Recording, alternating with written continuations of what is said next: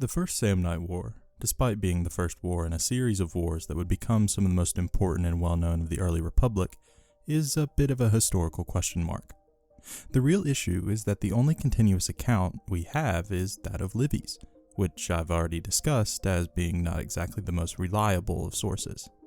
Because of this, when we look at the war, we again have to engage in a bit of, shall we say, skeptical reading. So then what does Livy actually tell us? Is any of it believable? And was the First Samnite War actually real? Let's talk about it.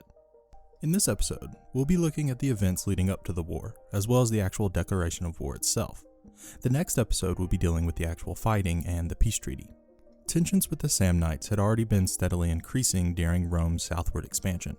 This boiled over in 354 BCE, when Rome finally came into contact with the Samnite border. Remember that at this point in history, borders were not exactly what we think of today. These borders would have been fairly flexible, and likely would have consisted of hundreds of acres of unused or sparsely populated land. The one real exception to this are natural borders. Natural borders, such as rivers, mountain ranges, and other natural features, presented a great opportunity for the creation of static, or at least semi-static, borders. This was the case with Rome and the Samnites. The border in this case was the Livy, now known as the Garigliano River. This 25-mile-long river not only represented the border between the political entities of Rome and the Samnites, but also the historical border between Latium and Campania. By the time of 354 BCE, the Romans and the Samnites needed to come to some sort of agreement to govern the rules and set formal boundaries around their shared border. This resulted in some sort of treaty. This treaty, mentioned by both Livy and Diodorus, does not survive into the modern day. And even Livy and Diodorus either didn't know what the terms of the treaties were, or were apparently uninterested in recording those same terms. Because of this, we are really left to guess at what this treaty could have been. We can probably safely assume that it formally established the Livy River as the border between Roman and Samnite influence, with the Romans retaining control over the area north of the river, and the Samnites over the area south of the river. But beyond that, we really have no clue. Could the treaty have contained a declaration of friendship between the two peoples? Sure. In fact, as we will later see, it seems as though Livy thought it certainly did. Could it have contained trade agreements of some sort? Once again, sure. However, we just simply do not know. In any case though, the treaty wouldn't stick around for too long. In 343 BCE, just 11 years after the signing of the aforementioned treaty, the Romans would receive word of the invasion of the Sidicini, a people of Campania, by the Samnites. The city of Teneum Sidicinium, modern-day Tieno, was apparently fairly wealthy at this point in history, and served as a vital center for trade not only up and down the Livy River, but apparently across the surrounding regions as well. We can assume that this declaration of war was done with some sort of prior notification, or the Sidicini were wise enough to realize that the gathering of Samnite troops on your border was probably not a good thing, as the Sidicini almost immediately requested the aid of the Campanians. The Campanians were another Italic group native to, you guessed it, Campania. They were likely in some way or another related to the Samnites, but had split from the group by the 340s BCE culturally. Campania had been a region of Italy where the Greek influence was felt the most, and because of this the Campanians adopted much of Greek culture, including Greek political systems, artwork, military ideas, and so on. Because of this, and despite their genetic relationship to the Samnites, the Campanians were easily convinced to help the Sidicini. The three sides fought a few battles, with the Samnites emerging victorious every time, and eventually the fighting made its way to the main city of the Campanians, Capua. Finally, at the brink of full-on defeat at the hands of the Samnites, the Campanians, the Sidicini are sort of forgotten at this point, turned to Rome for aid. Apparently, the Campanians sent a few ambassadors to the city of Rome itself, where they were welcomed before the Senate. In a speech before the Senate, the Campanians proposed an alliance between the Romans and themselves, apparently appealing to the fact that the famous Campanian wealth would greatly benefit Rome, and that the Campanians would be of great help in subduing the Volsci, another Italic enemy of Rome. I hear you asking, how can the Romans sign an alliance between the Campanians and themselves if the Campanians are at war with the Samnites, a group Rome had just signed a treaty with? Well, the Campanians either thought the same thing or were pressed by the Roman Senate, as they read that treaty out to the Senate and pointed out that nowhere in the Samnite treaty did it prohibit Rome from forming an alliance or creating a treaty with the Campanians. And to top it all off, the Campanians pointed out that if Rome did nothing to help them, then Campania would be conquered by the Samnites, and their wealth would be added to the Samnites rather than the Romans. Following this exchange, the ambassadors were excused while the Roman Senate debated the proposal. The Senate concluded that Campania would indeed be quite the catch to add to the growing Roman Republic. Not only would they receive the apparently famous Campanian wealth, but their land was also extremely fertile, and would serve as an excellent granary for the growing Roman population. However, the Senate decided that it was impossible for Rome to remain loyal to the already existing treaty to the Samnites, while also agreeing to the Campanian proposal. Because of this, the Senate decided to reject the proposal from the Campanian Ambassadors.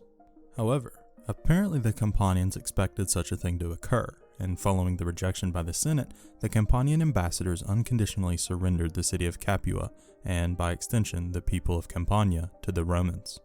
Apparently, the Senate was so moved by this that they determined that Rome was now honor-bound to protect the newly added territory and people from the Samnite attacks. In furtherance of this newly determined plan, the Romans sent envoys out to the Samnites. These envoys informed the Samnite leaders of the new situation in Campania, and asked that in accordance with the treaty that was previously signed, the Samnites refrain from attacking the newly acquired Roman territory. However, the Samnites were not going to simply roll over and take this one lying down. Livy states that the Samnites reacted with defiance, saying, quote, "Not only did the Samnites declare their intention of waging war against Capua, but their magistrates left the council chamber and in tones loud enough for the envoys to hear, ordered their armies to march out at once into Campanian territory and ravage it." When news of such a response reached Rome, the Fetiles were sent to demand apologies and security guarantees. The Samnites, however, were unwilling to do so, and because of this, Rome then declared war. Well, that's a pretty good story, but the question is, did any of this actually happen? Was this Livy recording history, or Livy inventing some sort of story to make Rome out as an honorable protector who rushed to the defense of their new ally? Well, historians are generally fairly skeptical of the details of this account. Let's go through each section of events one by one and see what we can glean from this account. Firstly, we have the events preceding the involvement of Rome itself. There almost certainly was some sort of treaty between Rome and the Samnites.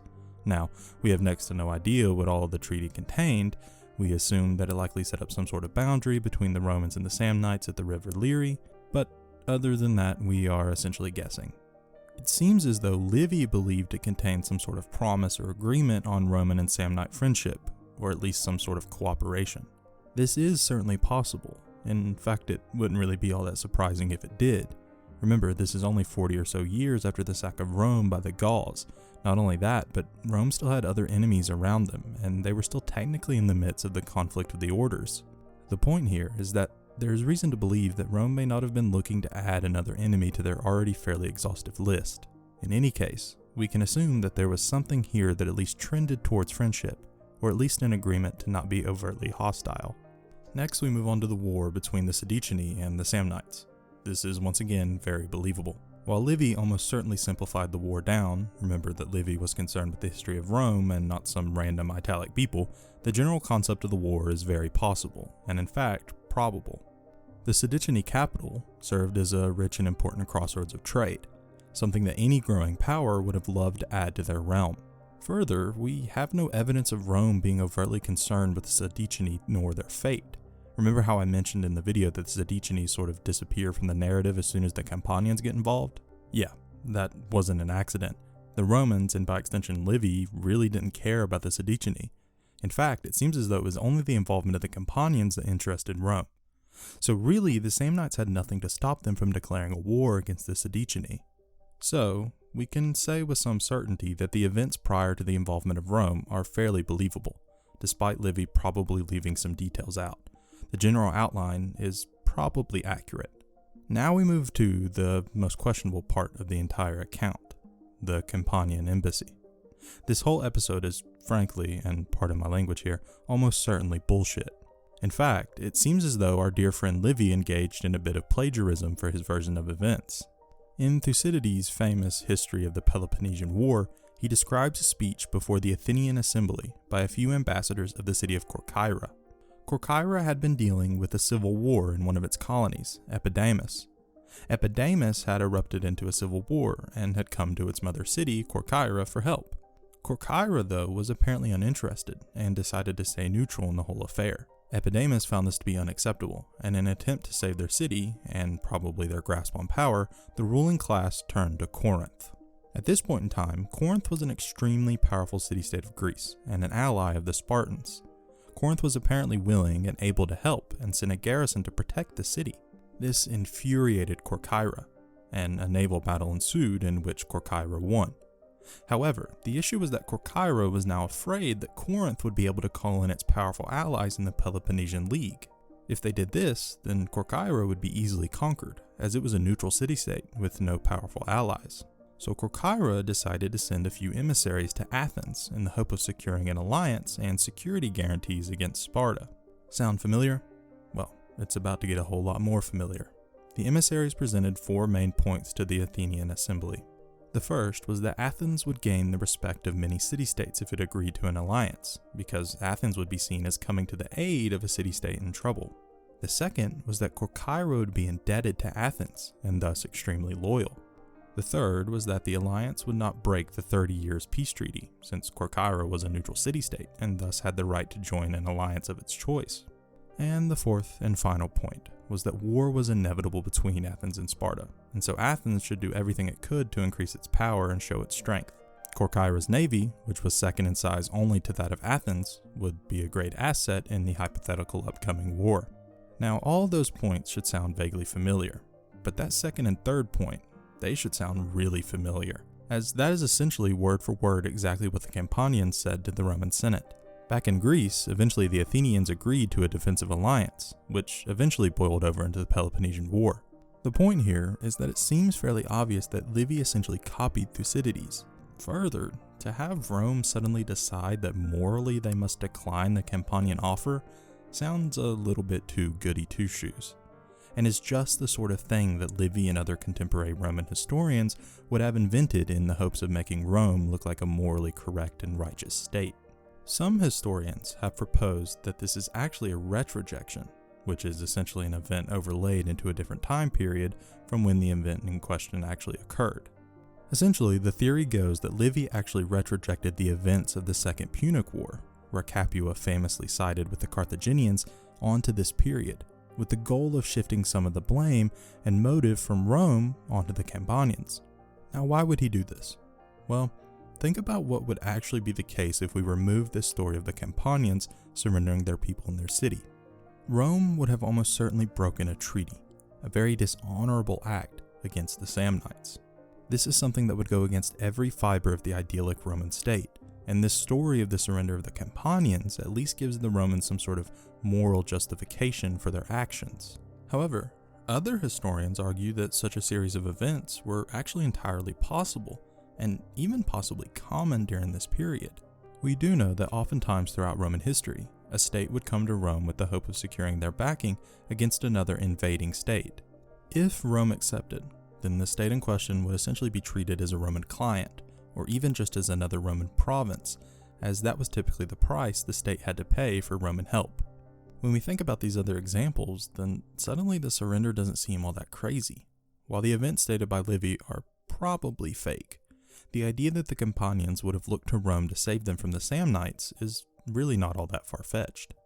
In my personal opinion, I imagine that Rome willingly broke the treaty signed with the Samnites in favor of protecting or absorbing the Campanians and their land into the growing republic. Or they may have even just saw an opportunity in the weakening of the Campanian state by the Samnites and felt that they had to get in on the action.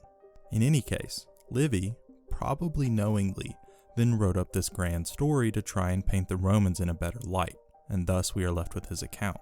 But I would be interested to hear what you think down in the comments. And this is where we will leave our examination for now.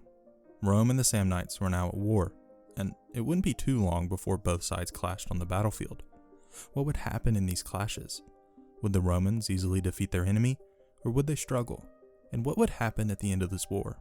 Join me next time as we answer these questions and more. Thank you for watching. I hope you enjoyed it, and I hope you learned something. Hopefully this all made sense. The First Samnite War is a war shrouded in the mist of history. We only really have Livy to rely on, and as you can probably imagine, that's not exactly the greatest source. Hopefully this all made sense and illuminated what we know, what we don't know, and what we can assume from all that we do and don't know. I also specifically want to thank you all for 1,000 subs. That's genuinely insane to me. When I started this channel 6 months ago, I honestly thought that I would be talking to myself pretty much, and that this would just be something I can look back on in a few decades and laugh about how little I knew about all this history. But it's quickly becoming something more, and I really appreciate each and every one of you who are willing to listen to me ramble on about the history that I find so interesting. So, thank you, and I hope you all continue to stick around and continue to enjoy. If you have any comments or questions on the video, or believe I've made a mistake, please comment down below, and please like and subscribe if you enjoyed. It really helps the channel out. Peace.